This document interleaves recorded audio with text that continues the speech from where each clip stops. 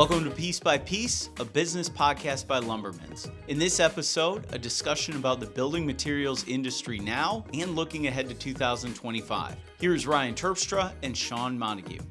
So welcome back to the Piece by Piece podcast. My name is Ryan Terpstra, media manager at Lumbermen, joined by Shawn Montague, vice president, building materials. It's good to see you again, my friend. Good to see you too. Glad we can do it again. I am very glad because I think in our industry there's a lot to talk about. And 2024, I think we probably were talking about this in 2023. Like, there are many things happening. There's some kind of ambiguity when it comes to the building materials industry and maybe many industries as a whole. Remember, this is a business podcast, so people are listening that are in our industry and also outside of it. When you look at what's happened this year so far, the elements, the logistics, the intangibles of what's going on in the industry for 2024, what are you seeing as we kind of like check in with each other? Yeah, there's really two schools of thought to answer that question. One would be, what's the market doing? You know, what are like the macroeconomics telling us? And then two is what's going on in our four walls, meaning how much share are we gaining? How much share are we losing? Because it's not as easy as it once was. And we kind of knew that walking into this year. So I'll start with kind of the market conditions. It's a relatively soft market. You know, it's not a crashing market. There's nothing, there's no 911s, but it's softer compared to what we've seen the last few years. Every single channel of our business has its own challenges right now. R&R, DIY, new construction, multifamily, they all have headwinds right now. And so we're kind of feeling that and seeing that. You know, business is up slightly, relatively speaking. And if you talk to most dealers out there, they'll kind of tell you the same thing, that it's been a challenge, but it's nothing that we can't get through. So, you know, that's kind of from the market perspective. I think within our own four walls, we're constantly challenging ourselves on how do we continue to grow share. And there's two ways of growing share. One is help our customers be successful, help our customers grow their slice of the pie and make that pie bigger. Or two, we grow our slice of the pie. We're really intentional about both right now, and we're executing fairly well. But yeah, it's been an interesting year full of mixed signals so far the first half of the year. Yeah, you look at the elections coming up. I think that affects all elements of business. Then once that is settled, we're in Q4. I mean, you're looking ahead to 2025. What kind of things are you looking for the future? Because obviously we're always planning ahead. Yeah. There's two tailwinds that could help. One, we want the election behind us, just from a stability perspective. I mean, there's a lot of people on the sidelines right now trying to figure out what are they going to do. New construction, R&R, there's only a finite amount of discretionary income that each homeowner has, that each family has. That's going to things like gas and food and groceries. And even when they have a little extra, they're trying to figure out, do I want to spend it on my home, or would I rather spend it on experiences with my family, like vacations and things like that. And so we're facing those walking into the back half of the year, because there's just this instability of what's going to happen. But once that's behind us, that kind of becomes a bit of a tailwind.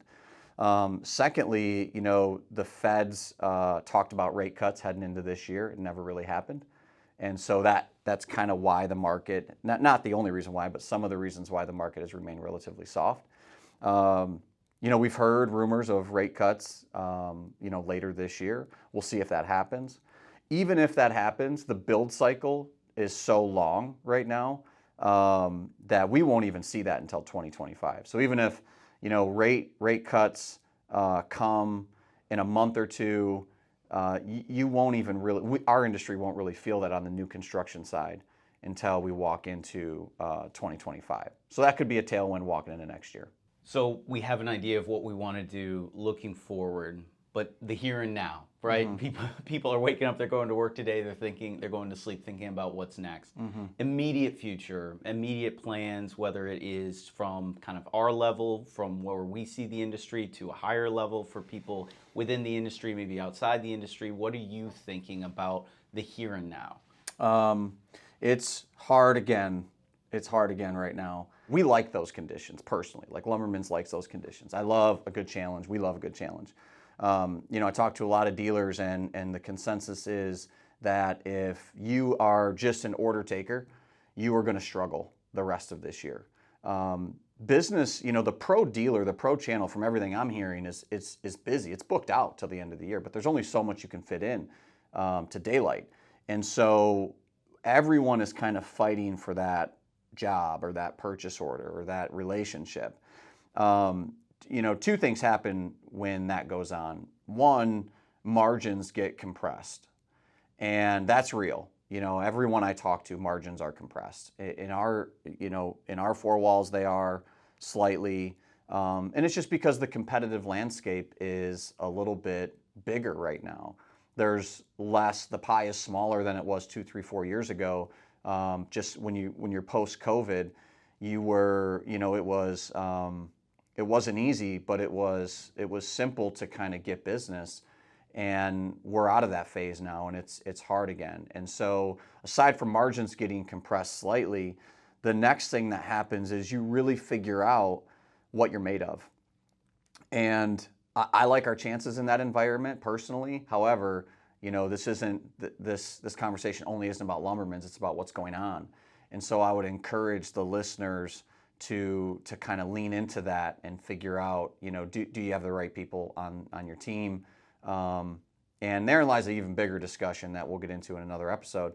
But you really figure out what you're made of, because it's not as easy as it once was. You had mentioned earlier market share, and I just wanted to touch on that.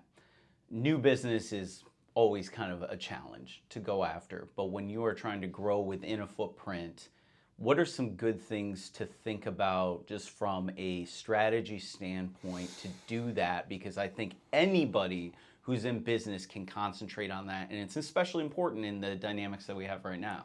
There's 3 things that I think are like fundamentally important when you're growing. One, you got to understand, who are your customers? Who are they? What's important to them? 2, you have to understand, who are your competitors? What are they good at? What are they bad at? Where are the opportunities that you can capitalize? And 3, who are you?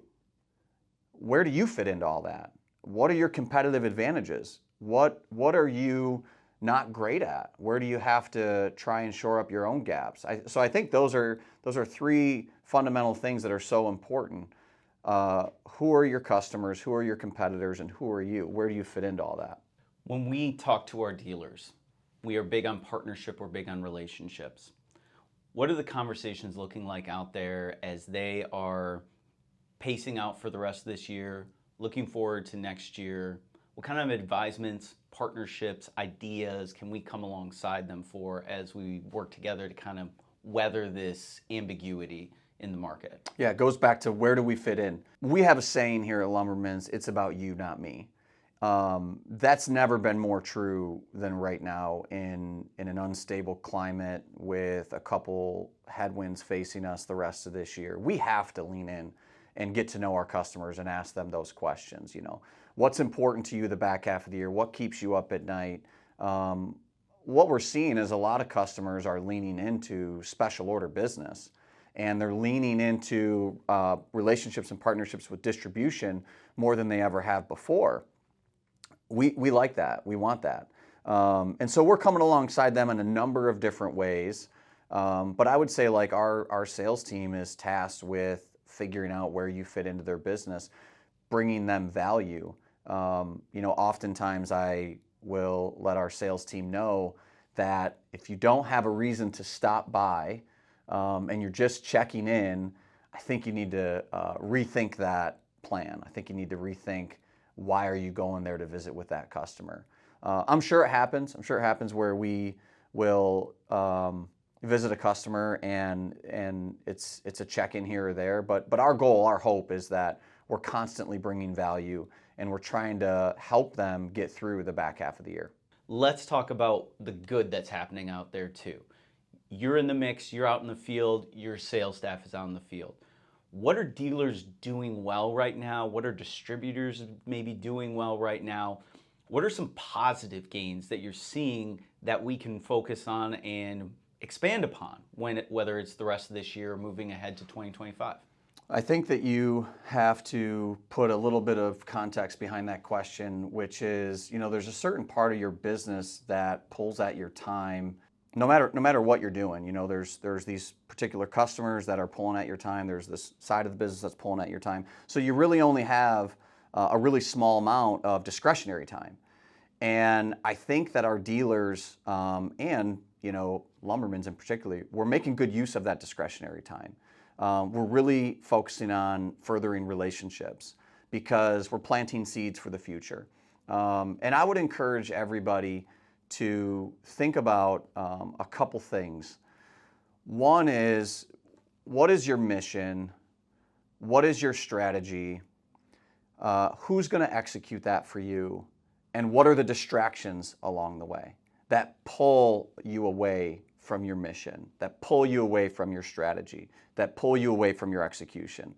And I think if you can clearly define those things, and that's what we're working on. And for us, it's not just a 1-year thing. We're constantly evaluating those things. What's our mission for the week? What's our strategy this month?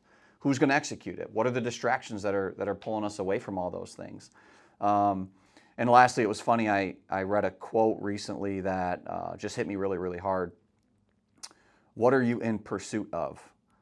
And when I just sat with that for a minute, I was like, wow, what are you in pursuit of? Is it a disciplined pursuit? And that hit me really, really hard. I have a lot of thoughts to share with my sales team on that later this year. Those that are watching are going to say, oh boy. But I think that it's just so important to stay focused on that mission, that strategy, that pursuit of what you're trying to accomplish. Thanks for tuning in. In the next episode, we will talk about identifying and hiring great people. This has been Piece by Piece, a business podcast by Lumbermen's.